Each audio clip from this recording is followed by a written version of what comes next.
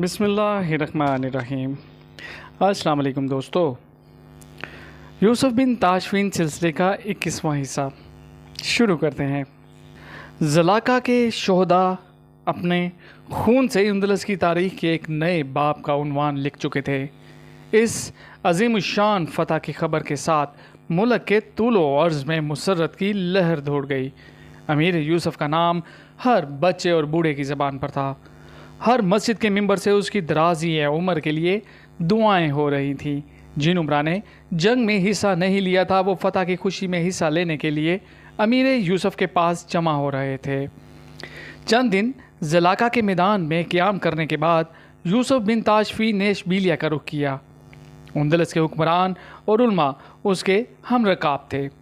راستے کی ہر بستی اور شہر کے لوگ گھروں سے نکل کر اپنے محسن کا استقبال کر رہے تھے۔ جب امیر یوسف کا جلوس اشبیلیہ کے دروازے پر پہنچا تو اہل شہر کے ایک بے پناہ ہجوم نے اس کے گرد گھیرا ڈال لیا۔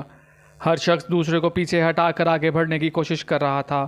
اندلس کے حکمران حریر و اطلس کی قبائیں پہنے ہوئے تھے۔ ان کے امامے اور ٹوپیاں بیش قیمت جواہرات میں چھپی ہوئی تھیں۔ ان کے گھوڑے تک زیورات سے آراستہ تھے، لیکن یوسف بن تاشفین اپنے سادہ اور کھردرے لباس کے باوجود ہر نگاہ کا مرکز تھا۔ کوئی آگے بڑھ کر اس پر پھول پھینکنے اور کوئی اس کی رکاب کو چھونے کے لیے بے تاب تھا۔ عوام کی بے پناہ عقیدت اور محبت سے متاثر ہو کر تیروں کی بارش میں تن کر چلنے والے مجاہد کی گردن جھکی جا رہی تھی۔ جب عوام کے ہجوم کے باعث جلوس کا آگے بڑھنا مشکل ہو گیا تو اشبیلیہ کی پولیس کے سپاہی آگے بڑھے اور امیر یوسف کا راستہ صاف کرنے کے لیے لوگوں کو دھکے دے کر ہٹانے لگے۔ ایک عمر رسیدہ آدمی دھکا کھا کر منہ کے بل گر پڑا۔ امیر یوسف یہ دیکھ کر گھوڑے سے اترا اور اس نے آگے بڑھ کر بوڑھے کو اٹھنے کے لیے سہارا دیا۔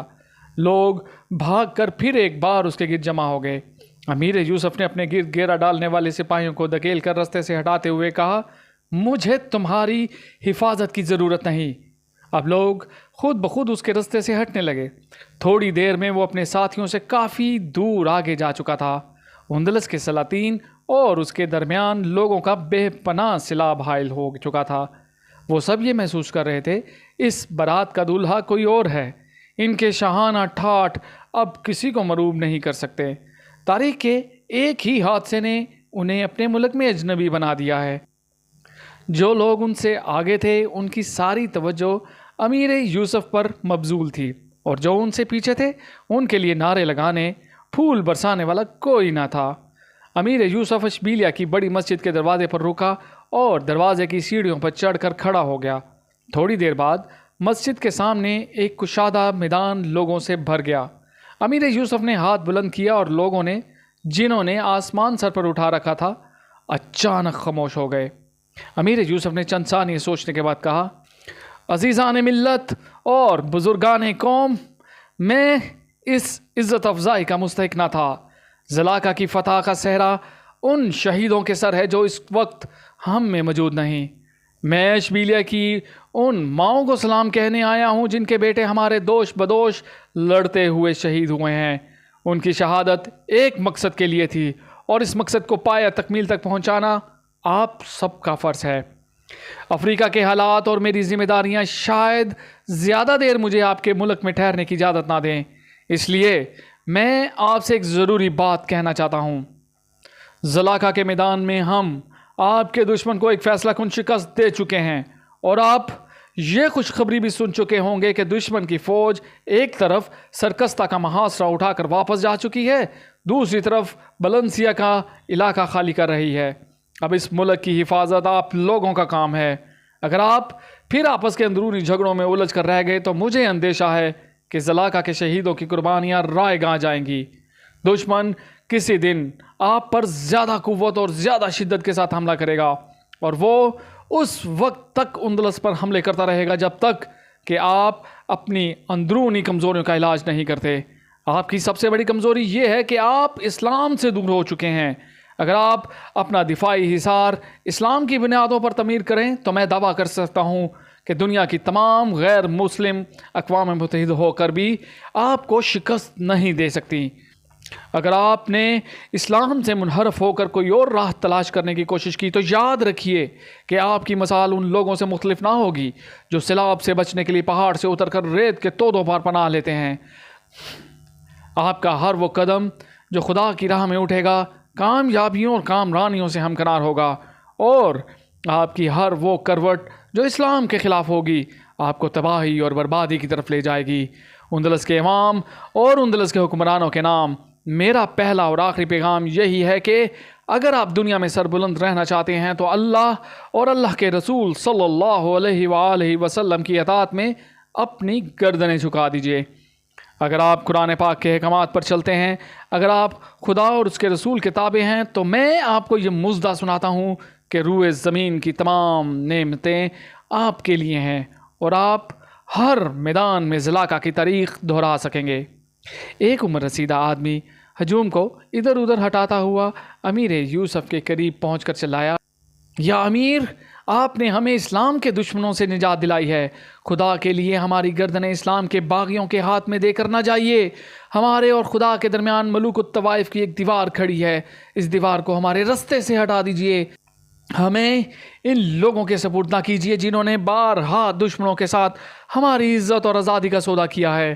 ان لوگوں نے ہمارے اسلاف کی قبروں پر اپنے عشرت قدِ تعمیر کیے ہیں، انہوں نے شہیدوں کا خون بیچا ہے، انہوں نے اندلس کی زمین سے خدا کا قانون معطل کر رکھا ہے، انہوں نے اپنی عیاشی کا سامان مہیا کرنے کے لیے عوام کے ہاتھ سے روٹی کا آخری نوالہ تک چھین لیا ہے۔ ان کی بیگمات عریانی اور بے حیائی کو فروغ دینے کے لیے اندلس کی ماؤں اور بہنوں کے چہروں سے حیا اور شرافت کے نقاب نوچ رہی ہے۔ یا امیر، جس اندلس کو آپ نئی زندگی کا پیغام دے رہے ہیں وہ ابھی تک ننگا ہے، بھوکا ہے، بے بس ہے۔ اس کے ہاتھوں اور پاؤں میں ملوک الطوائف کے اقتدار کی بیڑیاں پڑی ہوئی ہیں۔ خدا کے لیے اندلس چھوڑنے سے پہلے ان بیڑیوں کو کاٹ جائیے۔ اندلس ان لوگوں کے لیے ایک وطن نہیں بلکہ ایک شکار گاہ ہے۔ انہیں اسلام کی محبت نے آپ کے جھنڈے تلے جمع نہیں کیا تھا، بلکہ یہ اس لیے آپ کی اعانت کے طلبگار ہوئے تھے کہ ایک اور شکاری شکار گاہ میں گھس آیا تھا اور وہ ان کا ادموا شکار ہڑپ کر جانا چاہتا تھا۔ ہم ان لوگوں سے ان کی گزشتہ بدعمالیوں کا انتقام نہیں لینا چاہتے، لیکن اگر یہ اپنی کوتاہیوں پر نادم ہیں تو انہیں خود بخود ہمارے رستے سے ہٹ جانا چاہیے، اور اگر انہیں اپنے گزشتہ اعمال پر ندامت نہیں، یہ ایک قوم کے مستقبل پر اپنے اقتدار کو مقدم سمجھتے ہیں، تو اندلس کے مسلمانوں کو ان کے ہاتھوں میں سونپ دینے کے بعد آپ خدا کے سامنے جواب دہ ہوں گے۔ وہ پیغام جو آج آپ ان لوگوں کو دے رہے ہیں میں نے کئی برس پہلے دیا تھا۔ اس جرم کی پاداش میں اپنی عمر کا بہترین حصہ کرتبہ اور تلیطا کے قید خانوں میں کاٹ چکا ہوں۔ اگر آپ اندلس کی اعانت کے لیے آئے ہیں تو اندلس کو ان لوگوں سے نجات دلانا آپ کا فرض ہے۔ اگر آپ ان لوگوں کے گرتے ہوئے اقتدار کو سہارا دینے کے لیے آئے ہیں تو مجھے یہ کہنے میں تعمل نہیں کہ ذلاکہ کی فتح کے نتائج عارضی اور ہنگامی ہوں گے۔ ایک دائمی خطرے سے نجات حاصل کرنے کے لیے اندلس کو متحد کرنے کی ضرورت ہے، اور جب تک اہل اندلس پر ان لوگوں کے اقتدار کا بھوت سوار رہے گا اندلس متحد نہیں ہو سکے گا۔ یہ بوڑھا عبد المنم تھا۔ اسے جاننے والوں میں سے کسی کے وہم و گمان میں بھی یہ بات نہ تھی کہ یہ کم گو سا انسان اچانک اس قدر پرجوش اور جوش و خروش کا مظاہرہ کرے گا۔ اس اجتماع میں اس کے اپنے بیٹے بھی حیران ہو کر اس کی تقریر سن رہے تھے۔ امیر یوسف نے فتح کے بعد تخلیہ میں صرف ایک بار اس سے ملاقات کی تھی، لیکن اس ملاقات میں بھی اس نے اس قدر کھل کر اپنے محفوظ ضمیر کا اظہار نہیں کیا تھا۔ عبد المنم نے امیر یوسف کو صرف کنایا یہ بتایا تھا کہ ملوک الطوائف کے ساتھ آپ نے دوستی کا جو معاہدہ کیا ہے وہ دیر پا ثابت نہیں ہوگا۔ اندلس کے علماء میں سے بھی صرف قاضی ابو جعفر کو اس بات کا علم تھا کہ عبد المنم بھری محفل میں ایک آتشی گولہ چھوڑنے والا ہے۔ اشبیلیہ کے عوام پرجوش نعروں کے ساتھ عبد المنم کی تائید کر رہے تھے۔ ملوک الطوائف کا گروہ انتہائی اضطراب اور پریشانی کی حالت میں ہجوم سے ایک طرف ہٹ کر کھڑا تھا۔ عوام کا جوش و خروش دیکھ کر سیر بن ابو بکر نے بربر سواروں کو ان کی حفاظت کا حکم دیا اور ان کے گرد گھیرا ڈال کر کھڑے ہو گئے۔ امیر یوسف بن تاشفین کچھ دیر تذ بذب کی حالت میں کھڑا رہا۔ بالآخر اس نے اپنا ہاتھ بلند کیا اور لوگ ایک دوسرے کو خاموشی کی تلقین کرنے لگے۔ امیر یوسف نے کہا، آپ جانتے ہیں کہ میں آپ کے علماء اور حکمرانوں کے ساتھ یہ معاہدہ کر چکا ہوں کہ الفانسو کو شکست دینے کے بعد میں اندلس کے اندرونی معاملات میں مداخلت نہیں کروں گا اور میری فوج اندلس کو خالی کر دیں گی۔ میں اپنی عہد پر قائم ہوں۔ اندلس کے حکمران اس بزرگ کی تقریر سن چکے تھے اور میں بھی انہیں مشورہ دوں گا کہ وہ ہوا کا رخ پہچاننے کی کوشش کریں۔ اگر انہوں نے اسلام سے منحرف ہو کر قوم کے مستقبل کو خطرے میں ڈالنے کی کوشش کی تو انہیں یاد رکھنا چاہیے کہ وہ اپنے اقتدار کے ایوانوں میں دیر تک اطمینان کا سانس نہیں لے سکیں گے۔ عوام سے میں یہ کہوں گا کہ اگر آپ اندلس میں اسلامی نظام حکومت کا احیاء چاہتے ہیں تو ایک ایسا اجتماعی ضمیر بیدار کیجیے جس کی قوت کے سامنے ہر غیر اسلامی نظام کی بنیادیں خود بخود متزلزل ہو کر رہ جائیں۔ اگر آپ میں اتنی سخت بھی نہیں کہ آپ اپنے حکمرانوں کو شرعی حکومت کے نفاذ پر آمادہ کر سکیں تو میں یہ کہوں گا کہ اندلس میں مسلمانوں کی عزت اور آزادی کے دن گنے جا چکے ہیں۔ امیر یوسف یہ کہہ کر عبد المنعم کی طرف متوجہ ہوا۔ آپ کچھ اور کہنا چاہتے ہیں؟ اس نے اطمینان سے جواب دیا، نہیں، میں اپنا فرض ادا کر چکا ہوں۔ امیر یوسف نے سامعین کی طرف متوجہ ہو کر کہا، اب آپ حضرات اپنے اپنے گھروں کو تشریف لے جائیے۔ میں یہ وعدہ کرتا ہوں کہ آپ کے حکمرانوں کے سامنے آپ کی وکالت کروں گا۔ تھوڑی دیر بعد امیر یوسف کا جلوس شہر سے باہر لشکر کی قیامگاہ کا رخ کر رہا تھا۔ اگلے دن معتمد کے اصرار پر امیر یوسف نے اپنے چیدہ شیوخ، علماء اور فوجی افسروں کے ساتھ شاہی محل میں روزہ افطار کرنے کی دعوت قبول فرمائی۔ محل کی 4 دیواری کے اندر ایک خوبصورت باغ میں ضیافت کا انتظام تھا۔ معتمد کے وزراء اور حکام کے علاوہ اندلس کے کئی حکمران بھی اس دعوت پہ شریک تھے۔ فانوسوں اور کافور کی بتیوں سے باغ کا ہر گوشہ بقائے نور بنا ہوا تھا۔ اشبیلیہ کے شاہی دسترخوان کے تکلفات افریقہ کے درویش خصلت حکمران اور اس کے ساتھیوں کی توقعات سے کہیں زیادہ تھے۔ ملکہ رمیکا اپنی تمام آرائشوں کے ساتھ انل برق کہتی ہوئی نمودار ہوئی اور دسترخوان پر معتمد کے پہلو میں بیٹھ گئی۔ صحرا نشینوں کی نگاہیں صرف ایک بار اس کی طرف اٹھیں اور پھر جھک گئیں۔ کسی نے اس کے لباس کی تعریف نہ کی، کسی نے اس کے مسکراہٹوں کا جواب نہ دیا۔ رمیکا پریشان تھی، رمیکا خفا تھی اور رمیکا غصے سے اپنے ہونٹ کاٹ رہی تھی، اور جنہیں وہ اپنے لباس اور زیورات سے معروف کرنا چاہتی تھی اطمینان سے سر جھکائے کھانا کھا رہے تھے۔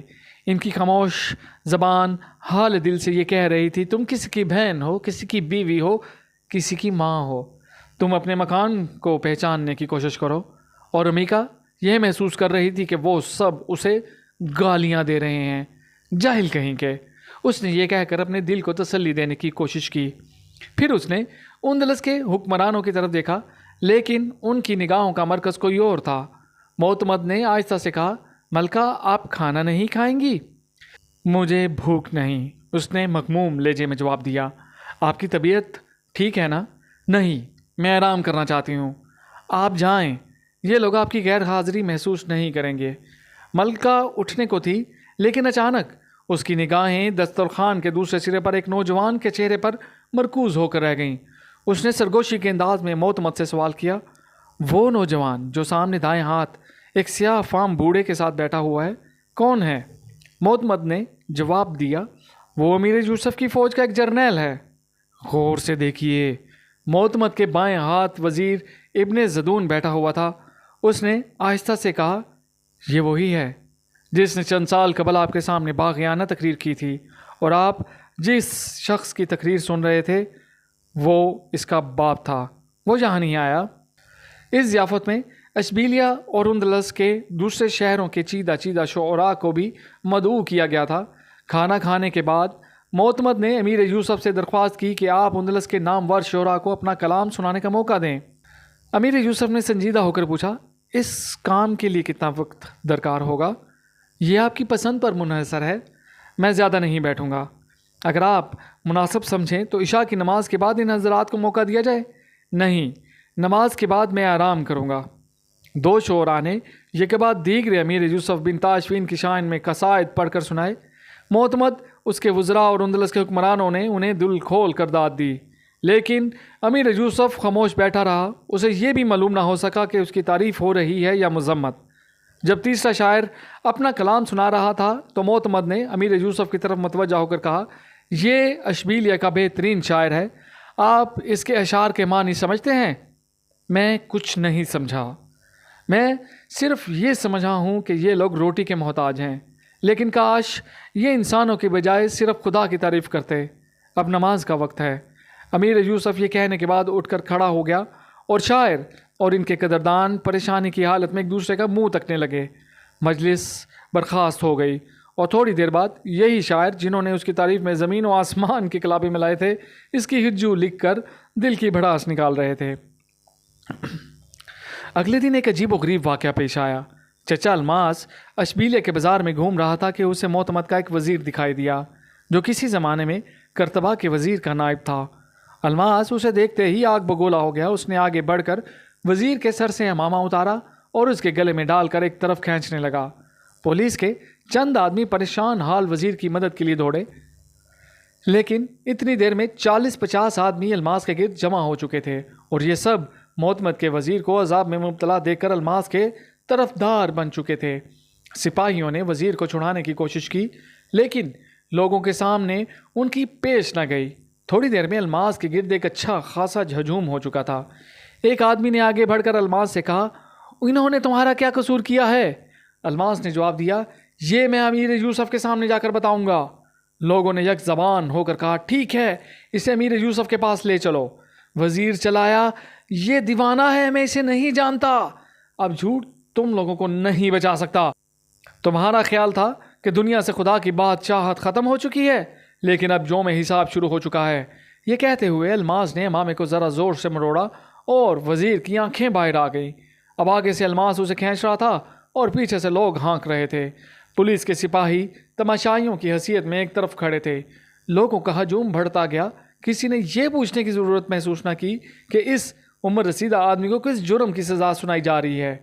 وزیر بدستور چلا رہا تھا، یہ پاگل ہے، خدا کے لیے مجھے اس سے چھڑواؤ، میں نے کوئی قصور نہیں کیا۔ اشبیلیہ کے لوگوں، میں تمہارے بادشاہ کا وزیر ہوں، میں تمہارا خادم ہوں۔ اور اشبیلیہ کے لوگ کہہ کے لگا رہے تھے۔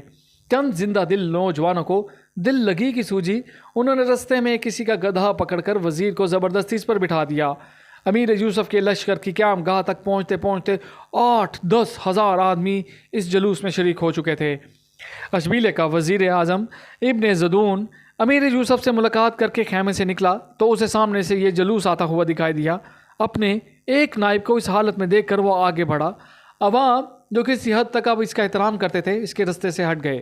وزیر ابن زدون کو دیکھتے ہی وزیر گدھے سے کود پڑا، لیکن الماس نے اسے نہ چھوڑا۔ ابن زدون نے الماس سے کہا، یہ زیادتی ہے، انہیں چھوڑ دو۔ الماس نے جواب دیا، اسے میرے ہاتھ سے صرف امیر یوسف بن تاشفین چھڑوا سکتے ہیں۔ ابن زدون نے سوال کیا، انہوں نے تمہارا کیا قصور کیا ہے؟ آپ کو بھی معلوم ہو جائے گا۔ امیر یوسف کی فوج کا ایک جرنیل ہجوم کو ادھر ادھر ہٹاتا آگے بڑھا اور اس نے بلند آواز میں کہا، الماس، الماس تم کیا کر رہے ہو؟ چھوڑو اسے۔ یہ ساتھ تھا۔ الماس نے کہا، آپ اسے نہیں جانتے، یہ کرتوا کے گورنر کا نائب تھا، تو اس نے ہماری جائیداد ضبط کرنے کی دھمکی دے کر مجھ سے 300 دینار وصول کیے تھے۔ میں اسے امیر یوسف کے سامنے پیش کرنا چاہتا ہوں۔ وزیر چلایا، یہ جھوٹ ہے، میں اسے نہیں جانتا۔ الماس نے کہا، میں کرتبہ سے 1000 گواہ مہیا کر سکتا ہوں، ان میں سے 200 ایسے ہوں گے جن سے تم نے زبردستی رشوتیں لی ہیں۔ سعد نے کہا، امیر یوسف ان معاملات میں دخل نہیں دیں گے، اسے چھوڑ دو۔ اتنی دیر میں عبد المنعم، احمد، حسن اور ادریس جو سعد کے خیمے میں ٹھہرے ہوئے تھے وہاں پہنچ گئے اور الماس نے بعد النخواستہ وزیر کو چھوڑ دیا۔ ابن زدون نے آگے بڑھ کر الماس کے کندھے پر ہاتھ رکھتے ہوئے کہا، مجھے یقین ہے کہ انہوں نے آپ سے رشوت ضرور لی ہوگی، لیکن اب انہیں کافی سزا مل چکی ہے۔ میں وعدہ کرتا ہوں کہ انہوں نے جو کچھ آپ سے لیا ہے وہ آپ کو واپس مل جائے گا۔ امیر یوسف ہمارے مہمان ہیں اور انہیں ایسی باتوں کے لیے پریشان کرنا ٹھیک نہیں۔ الماس نے جواب دیا، مجھے پیسوں کی ضرورت نہیں، میں انصاف چاہتا ہوں اور میں اس دن کا انتظار کروں گا جب امیر یوسف کو اس ملک میں انصاف کرنے کا اختیار ہوگا۔ الفانسو کا خطرہ ٹل جانے کے بعد وہ رسی بھی ٹوٹ چکی تھی جس نے ملوک الطوائف کو عارضی طور پر ایک دوسرے سے منسلک کر رکھا تھا۔ زلاکا کی فتح کے بعد اطمینان کا سانس لیتے ہی انہوں نے ایک دوسرے کے خلاف سازشوں کے جال بچھانے شروع کر دیے۔ ان سب کا یہی خیال تھا کہ امیر یوسف جس پر زیادہ مہربان ہوگا اسے سارے اندلس کا حکمران بنا دیا جائے گا۔ امیر یوسف کی قیام گاہ کے باہر وہ ایک دوسرے کے ساتھ بغل گیر ہو کر ملتے، امیر یوسف کی سادہ زندگی کا مذاق اڑاتے اور اس پر اس قسم کے شبہات کا اظہار کرتے، یہ واپس نہیں جائے گا، یہ اندلس پر قبضہ کرنا چاہتا ہے، عوام اور علماء اس کے ساتھ ہیں۔ ہمارے بڑے سے بڑے عہدیدار کے مقابلے میں اس کے معمولی سپاہی کا زیادہ احترام کیا جاتا ہے۔ یہ ہمارے مرمری ایوانوں میں اپنے گھوڑے باندھا کریں گے۔ اندلس کے تمدن و ثقافت کا جنازہ نکل جائے گا۔ معتمد نے اسے اشبیلیہ میں ٹھہرنے کی اجازت دے کر غلطی کی ہے۔ اب یہ ممکن نہیں کہ وہ ہمارے محل دیکھنے کے بعد اپنے جھونپڑوں میں واپس جانا پسند کریں۔ امیر یوسف کی قیام گاہ میں وہ ایک دوسرے کے خلاف شکایات کے دفتر کھول دیتے۔ اشبیلیہ کا حکمران بطلیوس کے حکمران کے خلاف زہر اگلتا، غرناطہ کا حکمران المریہ کے حکمران کے خلاف شکایات کرتا، مرثیہ کا امیر معتمد کی برائیاں گننا شروع کر دیتا۔ غرض یہ سب ایک دوسرے کے چہرے پر سیاہی تھوپنے کی کوشش کر رہے تھے، اور افریقہ کا مجاہد یہ محسوس کر رہا تھا کہ ان سب کے چہرے داغدار ہیں۔ وہ معتمد جسے زلاکا کے میدان میں بہادری کے ساتھ لڑتے ہوئے دیکھا تھا، اس معتمد سے مختلف تھا جسے وہ اشبیلیہ میں دیکھ رہے تھے۔ یہاں اس کے اعصاب پر رمی کا سوار تھی۔ امیر یوسف کی آمد سے قبل وہ اشبیلیہ کی ہر محفل کا چراغ تھی، لیکن اب وہ اپنے محل کی چار دیواری کے اندر ایک بے بس قیدی کی زندگی گزار رہی تھی۔ اندلس میں اسلامی نظام حکومت کا تصور اس کے لیے موت سے زیادہ بھیانک تھا۔ وہ تصور میں دیکھتی کہ اسلام کا نعرہ لگانے والے اس کے رقص و سرور کی محفلوں کو درہم برہم کر رہے ہیں، شراب کے جام اس کے ہاتھوں سے چھینے جا رہے ہیں، لوگوں کی نگاہیں اس کے چہرے سے ہٹ کر ایک ایسے انسان پر مرکوز ہو رہی ہیں جس کی قبا میں پیوند لگے ہیں، جس میں شعر سمجھنے اور شعر کہنے کی صلاحیت بھی نہیں۔ اسے ایک ایسی دنیا میں دھکیلا جا رہا ہے جہاں بندہ اور آقا کی تمیز نہیں کی جاتی، جہاں عورت کو صرف ایک بیٹی، ایک بہن اور ایک بیوی اور ایک ماں کی حیثیت سے دیکھا اور پہچانا جاتا ہے۔ رمیکا اس دنیا کے لیے ایک اجنبی تھی۔ وہ صبح و شام معتمد سے یہ پوچھا کرتی تھی کہ اب ہمارا انجام کیا ہوگا۔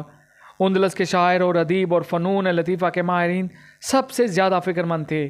یہ لوگ نالائق حکمرانوں کی خوشامد سے اپنا پیٹ پالا کرتے تھے، اور اب انہیں اس بات کی فکر تھی کہ اگر اندلس میں مرابطین کے پاؤں جم گئے تو ان کا پرسان حال کوئی نہ ہوگا۔ اندلس کے رؤسا بھی یہ خدشہ محسوس کر رہے تھے کہ ملوک الطوائف کے زوال کے بعد جن لوگوں کے ہاتھ میں طاقت آئے گی وہ انہیں کان سے پکڑ کر اقتدار کی کرسیوں سے اتار دیں گے۔ ان سب کے لیے اپنے ذاتی اقتدار سے محروم ہونے کے بعد اندلس کی آزادی اور فارغ البالی بے معنی تھی۔ امیر یوسف آئے دن اپنی فوج کے دستے واپس روانہ کر رہا تھا۔ ایک ہفتے کے اندر اندر اس کے 10,000 سپاہی اشبیلیہ سے جا چکے تھے، تاہم ملوک الطوائف کو اطمینان نہ تھا۔ وہ دیکھ رہے تھے کہ اندلس کے ہر شہر سے لوگوں کے وفد امیر یوسف کی خدمت میں حاضر ہو رہے تھے، اور اگر اس نے اندلس پر قبضہ کرنے کا ارادہ کر لیا تو اسے کسی بڑی فوج کی ضرورت نہیں پڑے گی۔ عوام اس کا اشارہ پاتے ہی اس کے اقتدار کا تختہ الٹنے کے لیے تیار ہو جائیں گے۔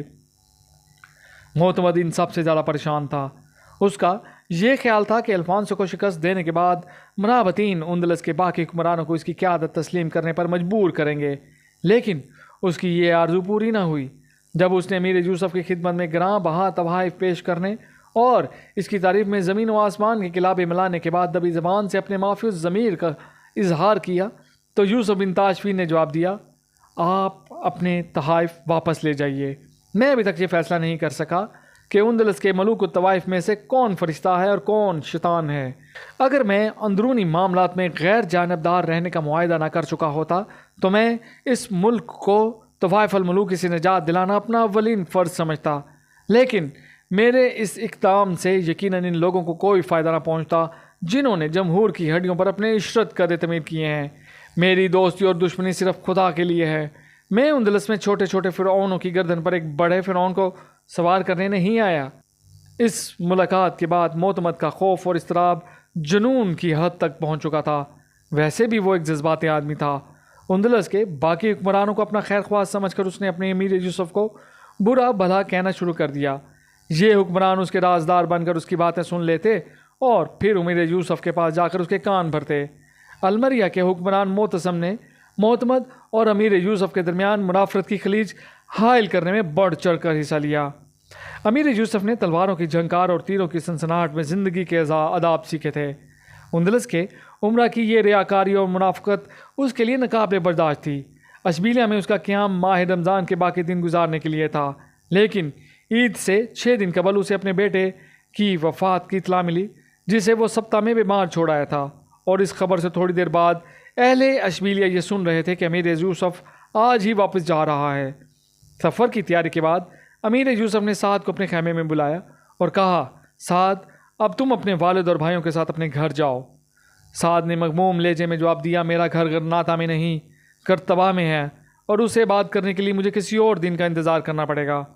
امیر یوسف نے پیار سے اس کے کندھے پر ہاتھ رکھتے ہوئے کہا، میرے دوست تمہیں مایوس نہیں ہونا چاہیے، کرتبہ میں تمہارا گھر ضرور آباد ہوگا، میں پھر آؤں گا اور پھر میں اپنی شرائط کے ساتھ آؤں گا، تمہارے والد کی آواز ہمیشہ میرے کانوں میں گونجتی رہے گی۔ سعد نے پر امید ہو کر کہا، مجھے یقین ہے کہ آپ ضرور آئیں گے، اور یہ یقین صرف میرے لیے ہی نہیں بلکہ اندلس کے لاکھوں انسانوں کے لیے زندگی کا آخری سہارا ہے۔ سعد کے ساتھ کچھ دیر باتیں کرنے کے بعد امیر یوسف نے اپنے خیمے سے باہر نکلا۔ اہل اشبیلیہ اسے الوداع کہنے کے لیے مستقر میں جمع ہو رہے تھے۔ ملوک الطوائف کی ٹولی ایک طرف کھڑی تھی اور ان سے ایک طرف ہٹ کر اندلس کے علماء کا گروہ کھڑا تھا۔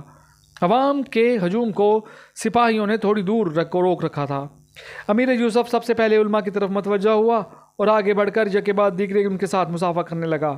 پھر وہ تیزی کے ساتھ قدم اٹھاتا ہوا عوام کے ہجوم میں گھسا۔ بچوں، بوڑھوں، جوانوں کی نگاہیں یہ بتا رہی تھیں کہ وہ اپنے محسن کے بیٹے کی وفات کے غم میں شریک ہیں۔ سیر بن ابو بکر ایک طرف کھڑا سعد کے بھائیوں اور اس کے ساتھ باتیں کر رہا تھا۔ اچانک اس کے دل میں کوئی خیال آیا اور وہ تیزی سے قدم اٹھاتا ہوا اندلس کے حکمرانوں کے گروہ کی طرف بڑھا۔ تھوڑی دیر بعد وہ واپس آیا تو غرناطہ کا حکمران عبداللہ اس کے ساتھ تھا۔ سیر بن ابو بکر نے سعد کے قریب پہنچ کر اس کے کندھے پر ہاتھ رکھ دیا۔ غرناطہ کے حکمران کی طرف متوجہ ہو کر کہا، میں آپ کو ایک ضروری بات بتانا چاہتا ہوں۔ یہ میرے دوست ہیں، سردست، ان کا گھر غرناطہ میں ہے۔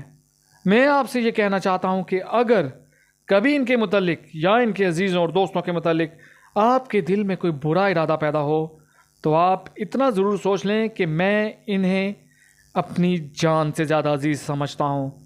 ابو عبداللہ نے کہا، اگر یہ آپ کے دوست ہیں تو مجھے بھی اپنا بہترین دوست پائیں گے۔ سیر بن ابو بکر نے کہا، اندلس میں دوست کا لفظ بہت بدنام ہو چکا ہے، میں انہیں صرف آپ کے شر سے محفوظ دیکھنا چاہتا ہوں۔ عبداللہ خون کے گھونٹ پی کر رہ گیا۔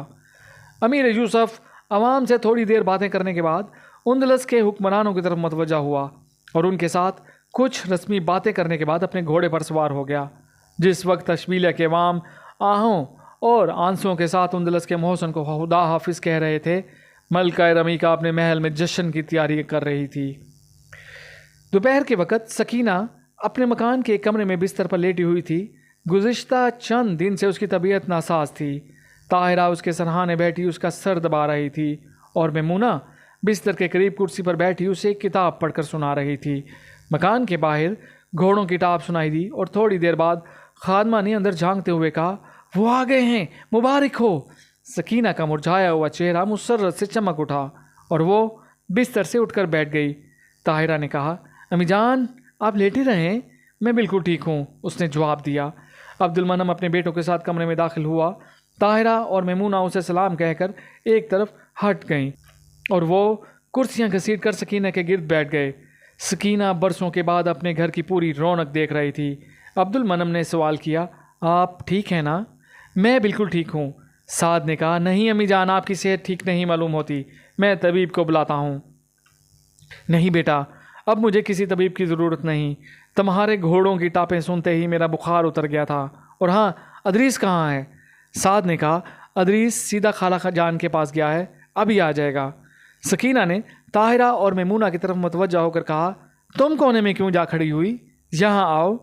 میمونہ اور طاہرہ لجاتی اور شرماتی ہوئی آگے بڑھیں اور سکینہ کے بستر سے 2-3 قدم آگے ہٹ کر کرسیوں پر بیٹھ گئیں۔ سکینہ نے اپنے شوہر کی طرف دیکھا اور کہا، آپ کو فتح مبارک ہو، اب میں صرف یہ سننا چاہتی ہوں کہ ہم کرتبہ کب جا رہے ہیں؟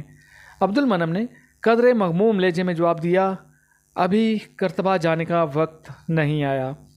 سکینہ نے پریشان ہو کر کہا، آپ کہتے ہیں کہ اگر جنگ جلدی ختم ہو گئی تو ہم عید کرتبہ جا کر منائیں گے؟ عبد المنعم نے جواب دیا، ہم کرتبہ ضرور جائیں گے لیکن ابھی نہیں۔ رات کے وقت میمونہ کو اپنے شوہر کے ساتھ تنہائی میں باتیں کرنے کا موقع ملا تو اس کا پہلا سوال یہ تھا، ابا جان نے کرتبہ جانے کا ارادہ کیوں تبدیل کر دیا؟ سعد نے جواب دیا، ابا جان نے ارادہ تبدیل نہیں کیا، ملتوی کیا ہے، اور اس التوا کی وجہ یہ ہے کہ کرتبہ کا ماحول ابھی ہمارے لیے سازگار نہیں۔ میمونہ نے کہا، تو اس کا یہ مطلب ہے کہ ابھی تک ہماری زندگی کی اصل صبح و نمودار نہیں ہوئی؟ نہیں میمونہ، صبح و نمودار ہو چکی ہے، لیکن ابھی تک آسمان پر طریق بادلوں کا جھمگھٹا ہے۔ یہ بادل بہت جلد چھٹ جائیں گے اور ہم اپنے مقدر کے آفتاب کو پوری آب و تاب کے ساتھ دیکھ سکیں گے۔ ہم نے وقت کی مہیب آندھی کا رخ بدل دیا ہے، لیکن ابھی چند بگولے ہمیں کچھ عرصہ پریشان کرتے رہیں گے۔ میمونہ خاموشی سے اپنے شوہر کی طرف دیکھ رہی تھی۔ اس کے چہرے پر مسرت کی مسکراہٹیں آہستہ آہستہ رخصت ہو رہی تھیں۔ سعد نے اسے تسلی دیتے ہوئے کہا، تمہیں پریشان نہیں ہونا چاہیے میمونہ، اب مجھے افریقہ نہیں جانا پڑے گا۔ اندلس کے آسمان سے یہ بادل بہت جلد چھٹ جائیں گے۔ میمونہ خاموش رہی۔ سعد نے پھر کہا، تم کیا سوچ رہی ہو میمونہ؟ اس نے مغموم لہجے میں جواب دیا، میں آپ کی امی جان کے متعلق سوچ رہی ہوں۔ جب اہل کرتبہ نے مامون کی افواج کو شکست دی تھی تو وہ یہ سمجھتی تھی کہ طوفان گزر چکا ہے اور علام و مصائب کا دور ختم ہو چکا ہے، لیکن اس کے بعد ان کی زندگی کی کتنی صبحیں تھیں جو راتوں سے زیادہ بھیانک تھیں۔ دن مہینوں، مہینے برسوں میں تبدیل ہو گئے اور اب بھی انہیں یقین نہیں آتا کہ یہ بھیانک رات گزر چکی ہے۔ انہوں نے اپنی زندگی میں ایک لک و دک صحرا کے مسافر کی طرح صرف سراب دیکھے ہیں۔ سعد نے کہا، میمونہ، ہمارے والدین نے اپنی زندگی کی راحتیں اس لیے قربان کیں کہ اندلس ہمارے لیے مسرتوں کا گہوارہ بن سکے، اور اپنی آنے والی نسلوں کو ایک بہترین زندگی کا پیغام دینے کے لیے ہمیں بھی اپنے حصے کی کئی راحتیں قربان کرنی کے پڑیں گی۔ مجھے یقین ہے کہ ہمارا حال ہمارے ماضی سے بہتر اور ہمارا مستقبل ہمارے حال سے بہتر ہوگا۔ دوستو، یوسف بن تاشفین سلسلے کا 21واں حصہ یہاں پہ اختتام کو پہنچتا ہے۔ اگلا حصہ بہت جلد اپلوڈ کر دیا جائے گا۔ اپنا بہت خیال رکھیے گا۔ اللہ حافظ۔